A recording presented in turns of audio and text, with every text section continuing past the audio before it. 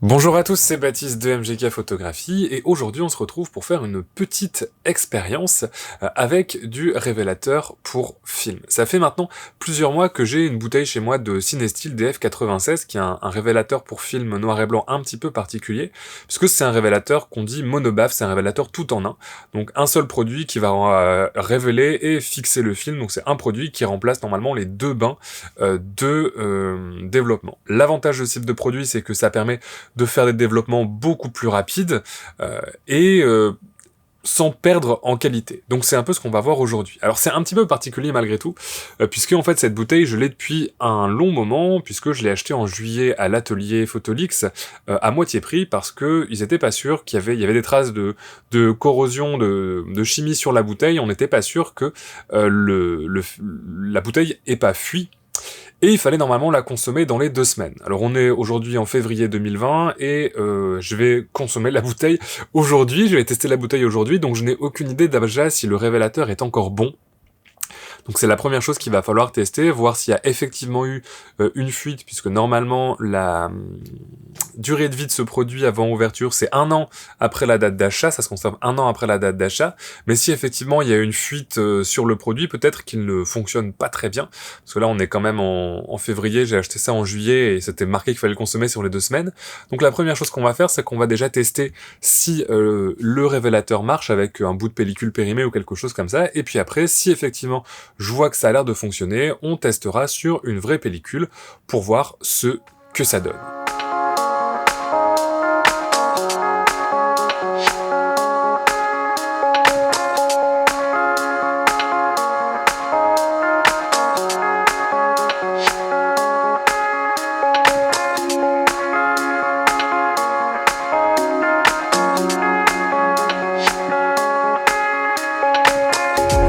Bon là j'ai mon amorce de test, elle est très légèrement transparente, donc je pense qu'elle a dû être développée et fixée.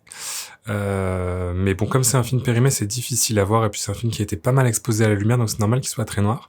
Par contre là dans ma cuve, j'ai donc chargé la suite de cette pellicule où normalement il y a quelques photos, et on va voir si le révélateur fonctionne encore, si ça fonctionne, et si le résultat est pas trop mal, je développerai une pellicule qui est propre pour voir un petit peu ce que ça rend quand c'est bien fait. Alors la particularité du révélateur, c'est que on fait pas ça avec des temps, mais on fait ça par rapport avec la température. Donc normalement pour du développement noir et blanc, on va avoir un temps pour chaque développeur et pour chaque film. Là c'est universel, c'est un petit peu comme le procédé couleur. Donc en fait selon la température du révélateur, on va avoir un temps plus ou moins long ou plus ou moins court pour le film, pour n'importe quel type de film. Donc là mon révélateur il est à... Enfin, ma solution révélateur fixateur, elle est à 20... Ouf. Alors, un peu plus de 21 degrés. Et donc, on va se dire, comme c'est un film un peu vieux, on va faire effectivement 6 minutes. Ça me semble pas trop mal. C'est parti. Alors, c'est vrai que l'avantage, c'est que là, ça prend pas beaucoup de temps si ça marche effectivement. Parce que normalement, un développement noir et blanc, fixation, etc. compris, on est plus sur des temps qui vont être de l'ordre de 15-20 minutes, puisqu'on a à peu près 6-7 minutes pour la révélation, 1 minute de rinçage, et puis après, entre 2 et 5 minutes de fixage, et après de nouveau le rinçage et le nettoyage du film. Donc c'est vrai que ça peut être un sacré gain de temps si ça marche. Après, c'est vrai que les solutions monobaf, ça n'a pas forcément toujours... très bonne presse justement parce que par exemple, c'est un peu le tout en un, donc on a moins de contrôle sur les choses. Là si la température varie pendant mes 6 minutes, je vais avoir un développement qui va être moins constant, moins consistant même au niveau du film, donc voilà, faudra voir un petit peu. C'est vrai que ça peut être une solution qui est pas trop mal si on manque de temps, parce que là on fait 16 rouleaux avec un litre, sachant que maintenant elle vient en poudre aussi, donc ça c'est plus pratique en poudre pour la conservation, parce que le problème des révélateurs liquides, c'est que en général, au bout d'1 an, c'est plus bon à utiliser. Là, il n'y a pas de date de fabrication. J'ai pas trouvé de date de fabrication sur le DF96, et comme je me rappelle plus quand est-ce que je l'ai acheté, c'est un peu difficile pour savoir de quand il date. C'est terminé.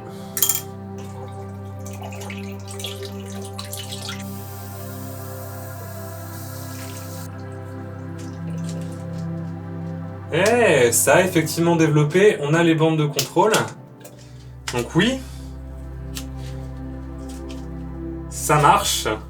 Donc on va pouvoir passer au test sur une vraie pellicule. Je viens d'apercevoir d'un petit détail un petit peu fâcheux, c'est que la pellicule que j'ai mis là-dedans, c'est une Delta 400 que j'ai poussée à 800. Donc normalement, c'est pas possible de la développer avec le DF96, parce que dans le cas de films avec des grains T, donc Delta 400, T-Max, etc., il faut doubler le temps de développement. Donc au lieu d'être à 6 minutes, il faut qu'on soit à 12 minutes. Mais je vais tester quand même. Au pire, elle sera un stop sous-exposé, ce qui est pas non plus trop gênant pour ce film-là. Dans le résultat, ça me dérange pas. Il y aura un peu plus de contraste. Pour moi, c'est pas trop gênant. Mais je vais quand même porter mon révélateur, donc le DF96 plus chaud. Donc là, je vais le porter à 26 degrés. Il est dans un petit bain-marie. Pour tout simplement arriver à ces temps-là, 27 degrés, 3 minutes, et puis je vais faire un petit peu plus long.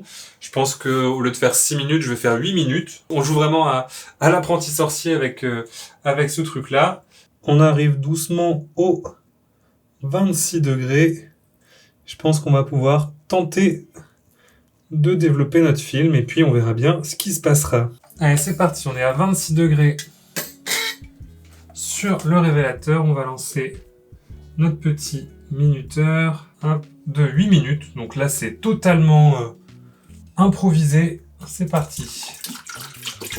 Et maintenant, on prie pour que ça marche. Dans la réalité des choses, il y a peu de chances qu'on ait vraiment 0 image, parce que c'est très rare qu'un produit fasse absolument aucun effet, à moins de vraiment utiliser de mauvais produits. Donc là, comme c'est quand même censé marcher un petit peu, on n'aura peut-être pas le résultat escompté, ou un résultat aussi propre que si on avait fait un développement classique, mais on devrait quand même avoir une image.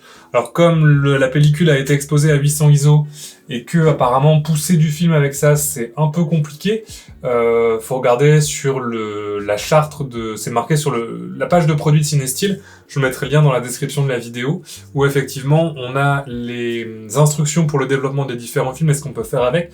Donc c'est vrai que par rapport à un révélateur classique, ça va être plus limitant en termes de ce qu'on peut faire, tout simplement parce qu'on a la solution révélateur et fixateur dans le même produit. Donc pour tout ce qui va être processus un petit peu en dehors des sentiers battus, traitement poussé, etc. C'est possible sur certains films apparemment, mais pas sur tous et avec des limitations. Donc ça pose pas trop de problèmes pour tout ce qui va être film classique, type HP5, Trix, voilà, les films vraiment classiques et pas trop exotiques, même les Rolei 400, etc. Mais pour tout ce qui va être film un peu différent, donc grain tubulaire, grain T, ou les films à très haute sensibilité comme la Kodak P3002 ou la Delta 3200, qui sont des films qui sont prévus pour être poussés, là ça peut apparemment poser problème. Donc c'est bon à savoir. Voilà. Après moi aujourd'hui c'est un petit peu l'expérience du week-end de faire ça et de voir ce que ça donne. Autre chose à laquelle il faut faire attention, c'est la température du bain aussi pendant le processus, parce que contrairement à un procédé normal où la température a peu d'influence, là pour le coup la température va avoir plus d'influence sur le rendu final. Donc là je vérifie que je suis toujours à 26 et vous voyez j'ai déjà perdu 0,5 degrés en 4 minutes. Dans la pièce il fait à peu près 20 degrés. Donc on perd de la température assez vite et ça peut jouer puisque la tolérance elle est de 1 degré seulement sur le produit. Donc il faut faire un petit peu plus attention sur des développements un petit peu plus longs. Après voilà, sur des développements à 3, 4, 5 minutes, Bon, ça pose pas de problème, c'est des temps de développement assez courts et le liquide va pas avoir le temps de refroidir s'il est à la bonne température. Et puis c'est vrai que c'est 27, 24 et 21 degrés, donc c'est plutôt des températures faciles à maintenir, quel que soit l'endroit où vous vivez. Si vous vivez dans une zone tempérée et que vous êtes dans une maison, en général, il fait entre 21 et 27 degrés, selon les saisons. Hop, on arrive à la fin. Alors, le révélateur est légèrement coloré, ce qui est plutôt bon signe. Il est un peu rosé, et c'est un signe que ça s'est bien passé pour un film tubulaire. Normalement, le révélateur, il sort un peu rosé, donc ça devrait être bon. Alors là, par contre, on va rincer abondamment notre film.